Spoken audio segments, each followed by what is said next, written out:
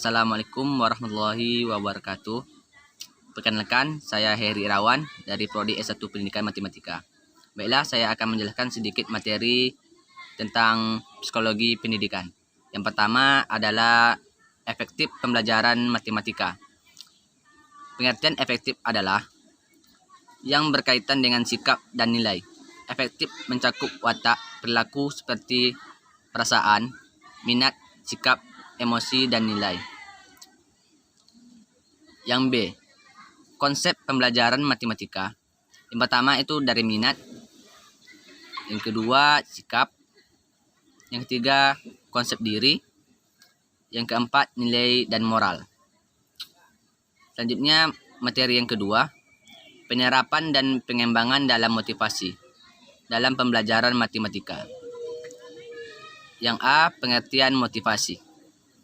Motivasi belajar adalah suatu pendorong yang berasal dari dalam diri seseorang guna melakukan kegiatan belajar untuk memperoleh pengetahuan serta keterampilan dan pengalaman. Yang B, fungsi motivasi. Yang pertama, mendorong manusia untuk bertindak atau berbuat. Yang kedua, motivasi berfungsi sebagai penggerak atau motor yang memberikan energi, kekuatan kepada seseorang untuk melakukan sesuatu. Yang ketiga, menentukan arah perbuatan, yakni ke arah perwujudan tujuan atau cita-cita. Yang keempat, menyelesaikan perubahan. Yang C, jenis-jenis motivasi. Yang A, motivasi intrinsik. Motivasi intrinsik adalah motif-motif yang menjadi aktif atau berhubungan tidak perlu dirangsang dari luar. Yang B, motivasi ekstrinsik. Motivasi ekstrinsik adalah hal atau keadaan yang datang dari luar individu siswa yang mendorong untuk melakukan kegiatan belajar. Yang D, faktor-faktor yang mempengaruhi motivasi belajar. Yang pertama, faktor intrinsik seperti minat, ekspektasi, dan nilai dan tujuan. Yang kedua, faktor ekstrinsik seperti keluarga dan lingkungan sekolah. Yang E, strategi menumbuh motivasi belajar. 1. Menjelaskan tujuan belajar ke peserta didik. 1. Menjelaskan tujuan belajar ke peserta didik. Yang kedua, hadiah. Yang ketiga, saingan atau kompetisi. Yang keempat, pujian. Yang kelima, hukuman. Keenam, membangkitkan dorongan kepada anak didik untuk belajar. Selanjutnya, materi yang ketiga tentang konsep attitude dan dalam belajar. 1. Pengertian attitude.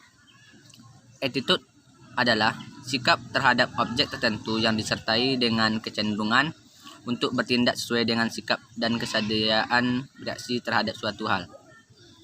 Yang B, konsep attitude dalam belajar. Sikap mengandung 3 komponen yaitu: yang pertama, komponen kognitif, merupakan respon pernyataan sikap mengenai apa yang diyakini. Sikap kognitif berhubungan dengan gejala mengenai pikiran. Yang kedua, komponen afektif, merupakan respon pernyataan sikap mengenai perasaan apa yang dirasakan, seperti ketakutan, kedengkian, simpati, dan empati terhadap objek tertentu. Yang ketiga, komponen konatif, merupakan aspek kecenderungan berperilaku tentu sesuai dengan sikap yang dimiliki oleh seseorang. Yang C, macam-macam sikap attitude. Attitude sosial adalah kesadaran individu yang menentukan perbuatan yang nyata, yang berulang-ulang terhadap objek sosial. Attitude individu adalah sikap yang hanya dimiliki oleh perseorangan saja. Sikap ini dapat berubah kesukaan atau ketidaksukaan pribadi terhadap objek, orang atau hewan. Yang D, fungsi attitude. Yang pertama, sikap berfungsi sebagai alat untuk menyesuaikan diri. Yang kedua, sikap berfungsi sebagai alat pengatur tingkah laku. Yang ketiga, sikap berfungsi sebagai alat pengatur pengalaman-pengalaman. Yang keempat, sikap berfungsi sebagai pernyataan kepribadian. Yang E, penerapan attitude dalam pembelajaran. Yang pertama, sikap ingin tahu. Yang kedua, sikap mengundulukan data dan fakta. Sikap bekerja sama dengan pikiran terbuka. Yang keempat, sikap ketekunan. Yang F, faktor-faktor yang mempengaruhi terbentuknya faktor eksternal. Faktor internal yaitu faktor-faktor yang terdapat dalam diri orang yang bersangkutan, seperti faktor pilihan. Yang kedua, faktor eksternal. Sikap objek, sikap itu sendiri, bagus atau jelek dan sebagainya. Kewibawaan orang yang menemukan suatu sikap. Sifat-sifat orang atau kelompok yang mendukung sikap tersebut, media komunikasi yang digunakan dalam menyampaikan sikap. Yang selanjutnya, materi yang keempat, konsep anxiety atau kecemasan. Pengertiannya, kecemasan adalah suatu keadaan perasaan afektif yang tidak menyenangkan yang disertai dengan sensasi fisik yang mempengaruhi orang terhadap bahaya yang akan datang. 2. Teori kecemasan. 1. Teori genetik. Yang kedua, teori katekolamin. Yang ketiga, teori James. Kecemasan adalah jawaban terhadap rangsangan fisik perifer. Yang keempat, teori psikoanalisa. Yang kelima, teori perilaku atau teori belajar.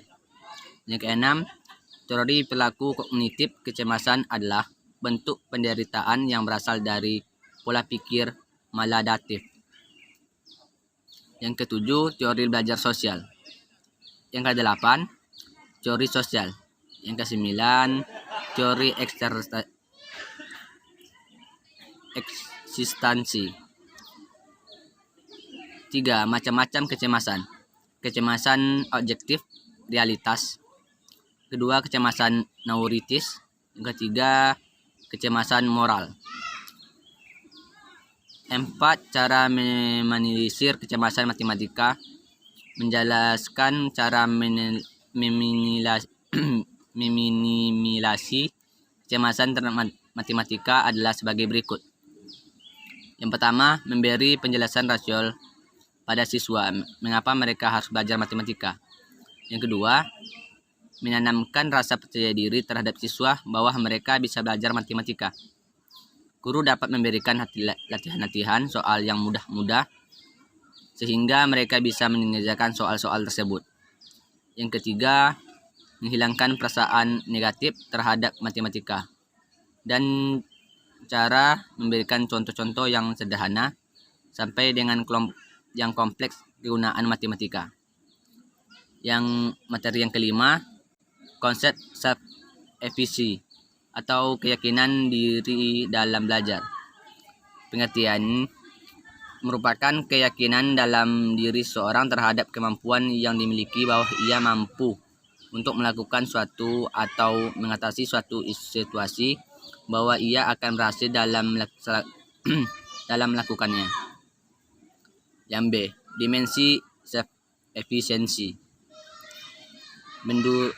Bandura membedakan keyakinan self-efficiency ke dalam beberapa dimensi, itu 1. Dimensi. Yang kedua, dimensi strength. Yang ketiga, dimensi generality. Yang C, proses pembentukan self-efficiency. 1. Proses kognitif. Yang kedua, proses motivasi. Yang ketiga, proses afeksi. Yang D, strategi meningkatkan self-efficiency. Pengalaman yang telah dilalui, pengalaman orang lain, persuasi sosial, keadaan fisiologi dan emosi. Materi yang terakhir, metagnosis dan self-regulation. Konsep konsep metakogenesis adalah pengetahuan seorang terhadap kemampuan mereka sendiri dalam mengolah informasi maupun pengetahuan tentang tugas-tugas berpikir dan tentang strategi untuk menyalin tugas-tugas yang serupa. Komponen metakogenesis menurut Velvel Desmita 2010, komponen metakogenesis ada dua, yaitu sebagai berikut. 1. Pengetahuan metakognisis adalah pengetahuan yang diperoleh tentang proses-proses kognitif, yaitu pengetahuan yang dapat digunakan untuk mengontrol proses kognitif. Pengetahuan metakognisis terdiri dari 3 jenis, yaitu pengetahuan deklaratif, pengetahuan prosedural, yang ketiga pengetahuan kondisional. Yang kedua, pengalaman metakognisis adalah pengetahuan kognisis dan pengalaman belajar seorang yang mencakup serangkaian aktivitas yang dapat membantu dalam mengontrol kegiatan belajar. Yang B, konsep self-regulation. Pengertian self-regulation learning SRL adalah suatu kemampuan di mana seseorang dapat mengaktifkan dan mendorong pikiran, perasaan, dan tindakan yang telah dirancangkan secara sistematis dan berulang yang berorientasi untuk mencapai suatu tujuan dalam belajar. Fase self-regulation learning 1. Fase pertama. Fase self-regulation dimulai dengan perencanaan, di mana aktivitas-aktivitas penting di dalamnya. Fase kedua adalah monitoring diri, suatu fase yang membantu pembelajaran menjadi sadar atau keadaan betapapun kondisi dan konteks itu. Fase ketiga adalah aktivitas kontrol, meliputi pemilihan dan penggunaan strategi pengendalian pikiran. Fase keempat adalah relatif atau evaluasi yang meliputi pertimbangan dan putusan. Sekian yang dapat saya sampaikan. Saya tutup dengan wassalamualaikum warahmatullahi wabarakatuh.